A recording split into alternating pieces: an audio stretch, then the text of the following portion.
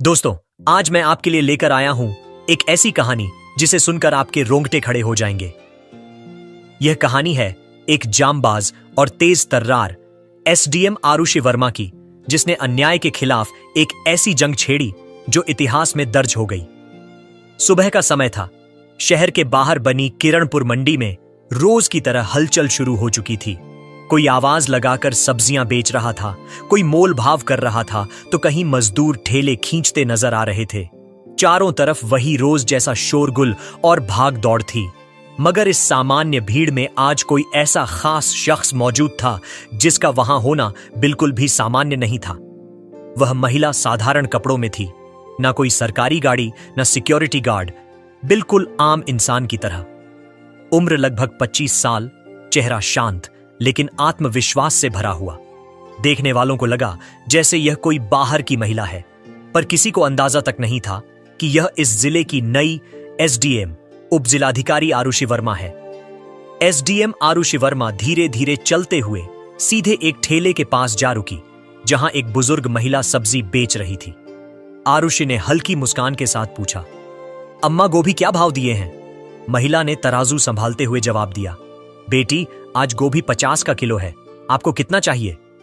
तभी सब्जी मंडी के शोर के बीच एक मोटरसाइकिल की तेज आवाज सुनाई दी। बाइक पर निरीक्षक प्रमोद सिंह मंडी में दाखिल हुआ। उम्र लगभग 44 साल। चेहरे पर रब और वर्दी का घमंड साफ झलक रहा था। वह सीधे उसी बुजुर्ग महिला के ठेले पर रुका। निरीक्षक को देखते ही महिला के चेहरे पर घबराहट छा गई। उसने सिर झुकाकर धीमे स्वर में कहा, आज क्या चाहिए आपको निरीक्षक साहब? जो भी चाहिए ले लीजिए। निरीक्षक ने हुक्म के लहजे में कहा, 1 किलो गोभी दे और 1 किलो भिंडी भी देना। महिला ने बिना कोई सवाल किए तुरंत सब्जियां तौल कर दे दी। निरीक्षक ने सब्जियां हाथ में ली और बिना एक भी पैसा दिए अपनी मोटरसाइकिल पर बैठा और वहां से चला गया। यह सब देखकर एसडीएम आरुषि वर्मा हैरान रह गई। उन्होंने बुजुर्ग महिला से गंभीर स्वर में पूछा, अम्मा, उस निरीक्षक ने आपको सब्जियों के पैसे क्यों नहीं दिए और आपने उससे कुछ कहा क्यों नहीं? आपने उससे पैसे क्यों नहीं मांगे? महिला की आंखों में लाचारी साफ झलक रही थी। दर्द से भरे स्वर में उसने कहा, बेटी, क्या कहूं, इसका तो रोज का यही काम है। यह निरीक्षक हर दिन ऐसे ही बिना पैसे दिए सब्जियां ले जाता है। जब मैं मना करती हूं तो मुझे धमकाता है, कहता है मुझसे पैसे मांगेगी तू? तेरी इतनी हिम्मत, अभी तेरा ठेला उठवाकर नाले में फेंकवा दूंगा। बेटा, मुझे डर लगता है, अगर ठेला चला गया तो घर कैसे चलेगा? मेरे पति विकलांग हैं, उनका इलाज चल रहा है, हर हफ्ते उनकी दवाई लेनी पड़ती है, इसलिए मजबूरी में चुपचाप इसे सब्जी दे देती हूं। आरुषि यह सुनकर भीतर तक हिल गई। उन्हें यकीन नहीं हो रहा था कि जो लोग कानून के रखवाले हैं वही उसका मजाक बना रहे हैं। उन्होंने गहरी सांस ली और बुजुर्ग महिला से पूछा, अम्मा, क्या आपकी कोई संतान नहीं है? महिला की आंखें भर आईं। उसने धीमे स्वर में कहा, एक बेटा था, फौजी था, 1 साल पहले सीमावर्ती इलाके में मुठभेड़ के दौरान शहीद हो गया था। यह सुनकर आरुषि के चेहरे पर गंभीरता और बढ़ गई। उन्होंने कहा, अम्मा, इस निरीक्षक को तो आपकी मदद करनी चाहिए थी। आप इस उम्र में भी मेहनत करके अपना घर चला रही हैं और ऊपर से यह आपको डराता धमकाता है, बिना पैसे दिए सब्जियां लेता है। सच में कलयुग आ गया है, लेकिन अब आपको डरने की जरूरत नहीं है। उन्होंने बुजुर्ग महिला का हाथ थामते हुए कहा, अम्मा, अब मैं आपके साथ हूं। इस निरीक्षक की दादागिरी अब और नहीं चलेगी। आप ऐसा कीजिए, मेरा नंबर ले लीजिए। कल जब आप ठेला लगाएंगी तो मुझे कॉल करना।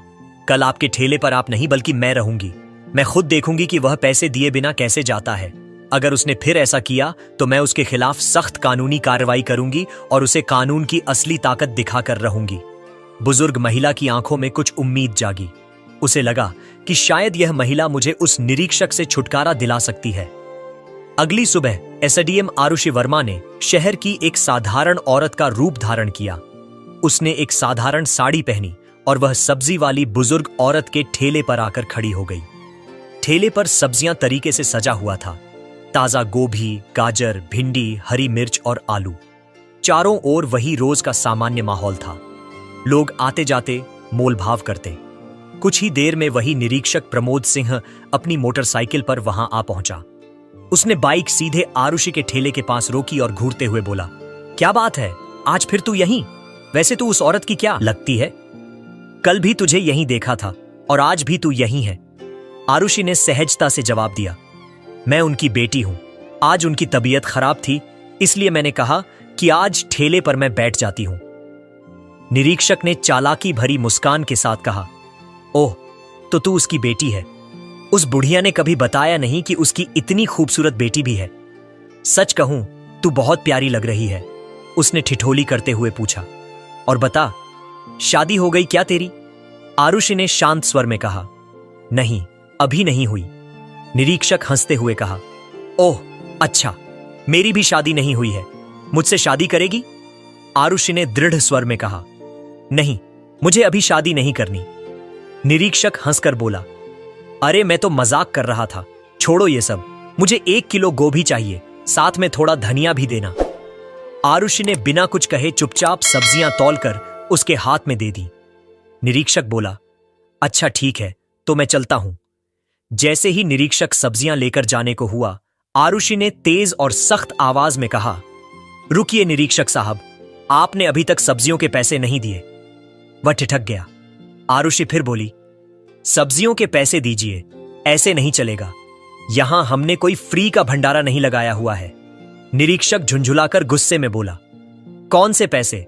मैं तो रोज सब्जियां फ्री में लेता हूं, अपनी मां से पूछ लेना, वो तो मुझे कुछ नहीं कहती, और तू ज्यादा जुबान मत चलाना मेरे सामने। वह जाने के लिए मुड़ा ही था कि आरुषि की आवाज और तेज हो गई। रुकिए, आप मेरी मां से चाहे जैसे लेते हो, लेकिन मुझसे नहीं ले सकते, सब्जियों के पैसे तो देने होंगे आपको। आरुषि ने फिर से कहा, निरीक्षक साहब, हमें भी पैसे खर्च करके ही यह सब्जियां लानी पड़ती हैं, और अगर हम एक दिन भी सब्जी ना बेचे तो हमारे घर में चूल्हा नहीं जलता। आरुषि की आंखों में गुस्सा और आवाज में सख्ती थी।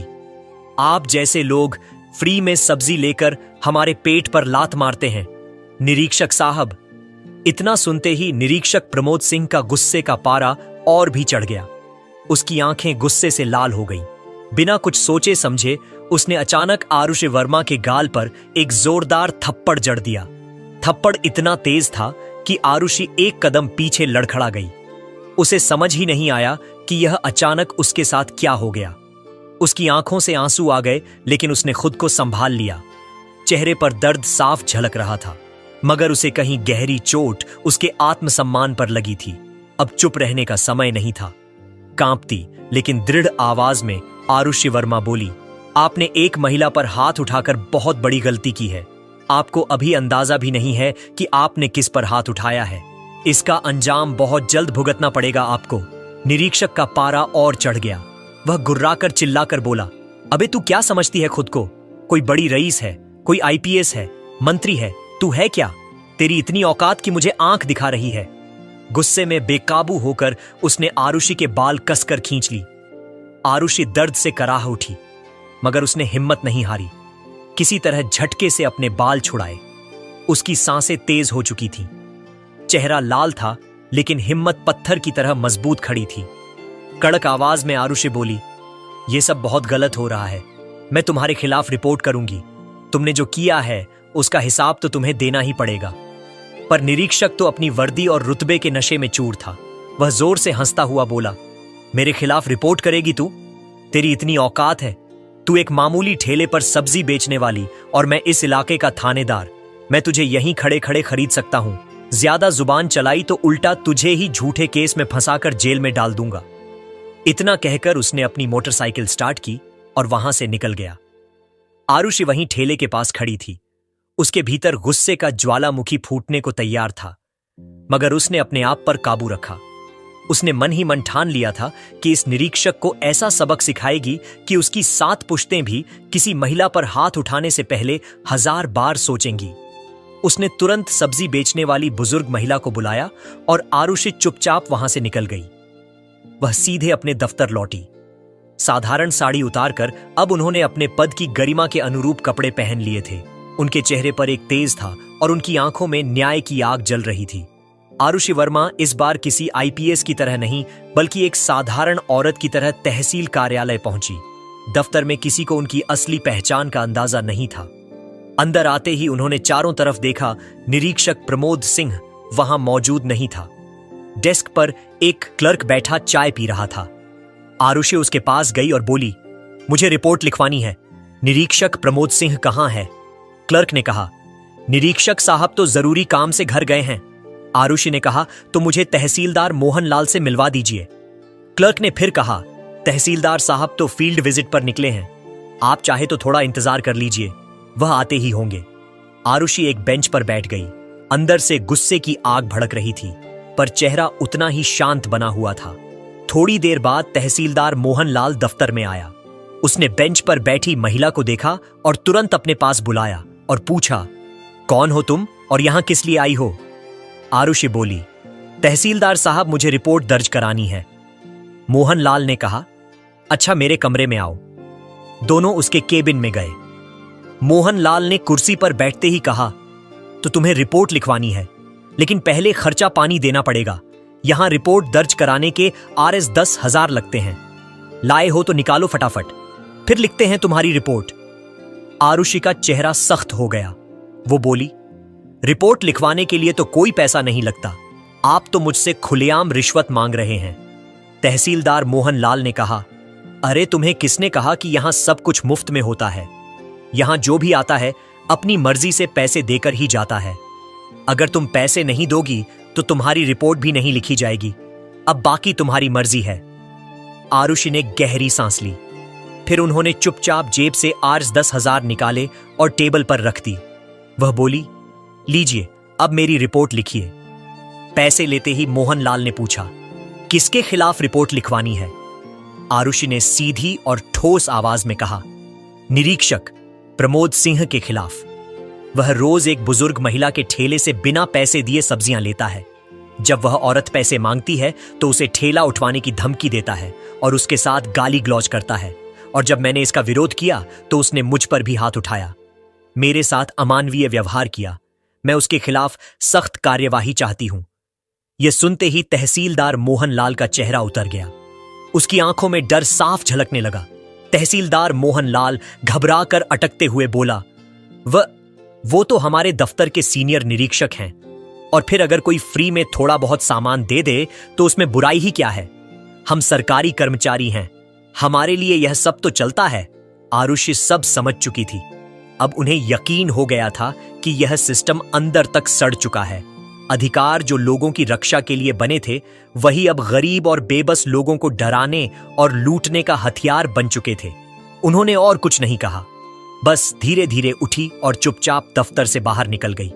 लेकिन उनके चेहरे की खामोशी में अब एक अलग ही बात थी। उनकी आंखों में एक तेज चमक थी, जैसे कोई बड़ा तूफान आने से पहले का सन्नाटा हो। अगले दिन सुबह SDM आरुषि वर्मा अब अपने असली रूप में आ चुकी थी। वह सरकारी गाड़ी और सुरक्षा कर्मियों के साथ उसी तहसील कार्यालय के लिए निकल पड़ी। जैसे ही वह दफ्तर में अंदर पहुंची, पूरे दफ्तर में खलबली मच गई। जो स्टाफ कल तक उन्हें एक आम औरत समझ रहा था, आज उन्हें इस रूप में देखकर सन्न रह गया। मुख्य हॉल में उनकी नजर सीधे निरीक्षक प्रमोद सिंह और तहसीलदार मोहनलाल पर पड़ी। कल तक रब में रहने वाले दोनों के चेहरे पर हवाइयां उड़ने लगीं। प्रमोद सिंह सहमा हुआ बोला, मैडम आप कौन हैं? मोहनलाल बोला, आप तो कल भी आई थी रिपोर्ट लिखवाने। आरुषि ने सख्त स्वर में कहा, हां मैं ही थी। मैं हूं इस जिले की नई SDM आरुषि वर्मा, और अब मुझे सब पता है कि तुम दोनों किस तरह गरीबों को डराते हो, रिश्वत मांगते हो और पद की आड़ में गलत काम करते हो। दोनों का रंग उड़ गया। मोहनलाल घबरा कर बोला, मैडम अगर आप सच में SDM है तो कृपया ID दिखाइए। आरुषि ने सरकारी ID निकाला और दोनों को दिखाया। ID देखते ही तहसीलदार मोहनलाल और निरीक्षक प्रमोद सिंह के हाथ पांव कांपने लगे। मोहनलाल ने घबरा कर कहा, माफ कीजिए मैडम, हमसे बहुत बड़ी गलती हो गई। प्रमोद सिंह भी सिर झुकाकर बोला, मैडम जो कुछ हुआ वह दोबारा नहीं होगा। लेकिन आरुषि अब पूरी सख्ती में थी। उन्होंने ठोस आवाज में कहा, यह गलती नहीं, अपराध है और इसकी सजा जरूर मिलेगी। फिर उन्होंने दोनों की आंखों में सीधा देखते हुए कहा, तुम दोनों माफी के लायक नहीं हो। तुम दोनों ने जो किया वह किसी जिम्मेदार अधिकारी का काम नहीं था। वह तो सिर्फ एक अपराधी ही कर सकता है। अगर मैं आज तुम्हें माफ कर दूंगी तो शायद कल तुम फिर किसी गरीब की आवाज दबाओगे, फिर किसी मजबूर मजदूर पर जुल्म करोगे। इतना कहकर उन्होंने तुरंत अपना मोबाइल फोन निकाला और जिले के डीएम जिलाधिकारी को कॉल लगाया। आदेश दिया इस दफ्तर के तहसीलदार मोहनलाल और निरीक्षक प्रमोद सिंह को तुरंत प्रभाव से निलंबित किया जाए। इनके खिलाफ विभागीय जांच शुरू की जाए। पूरी रिपोर्ट कल तक मेरी टेबल पर होनी चाहिए। डीएम ने आदेश मानते हुए तुरंत कार्रवाई शुरू कर दी। आरुषि ने दफ्तर के बाकी स्टाफ की ओर देखा और दृढ़ स्वर में बोली, अब इस दफ्तर में गरीबों का शोषण नहीं होगा। सरकारी पद की आड़ में कोई भी अत्याचार बर्दाश्त नहीं किया जाएगा। पूरा दफ्तर सन्नाटे में डूब गया। आज पहली बार वहां सच में इंसाफ की गूंज सुनाई दी। इतना कहकर एसडीएम आरुषि वर्मा वहां से जाने लगी। तभी दोनों अधिकारी तहसीलदार मोहनलाल और निरीक्षक प्रमोद सिंह घुटनों के बल गिर गए। मोहनलाल कांपती आवाज में बोला, मैडम, आप बिल्कुल सही कह रही हैं। हम सच में माफी के लायक नहीं हैं, लेकिन बस एक मौका दीजिए। हम सब कुछ बदल देंगे। गरीबों का सम्मान करेंगे, रिश्वत नहीं लेंगे और कानून का पालन करेंगे। प्रमोद सिंह भी सिर झुकाकर बोला, हमें माफ कर दीजिए मैडम। अगर अब गलती हुई तो आप हमें सस्पेंड मत कीजिएगा, सीधे जेल भेज दीजिएगा। आरुषि वर्मा ने सख्त आवाज में कहा, तुम दोनों माफी के लायक नहीं हो। यह गलती नहीं, यह गुनाह है और गुनाह की माफी नहीं होती। तुमने सिर्फ एक आम बुजुर्ग महिला पर अत्याचार नहीं किया, बल्कि तुमने मेरे ऊपर भी, एक महिला और एक एसडीएम के ऊपर भी हाथ उठाया। भूल गए क्या? कल अगर तुम किसी की जान लेने के बाद पैरों में गिरकर माफी मांगोगे तो क्या मैं माफ कर दूंगी? नहीं, कानून माफी नहीं देता और मैं भी तुम्हें माफ नहीं करूंगी। पूरा दफ्तर सन्नाटे में डूब गया। आज पहली बार हर किसी ने महसूस किया कि अधिकार से बड़ा कानून है और कानून से बड़ा न्याय।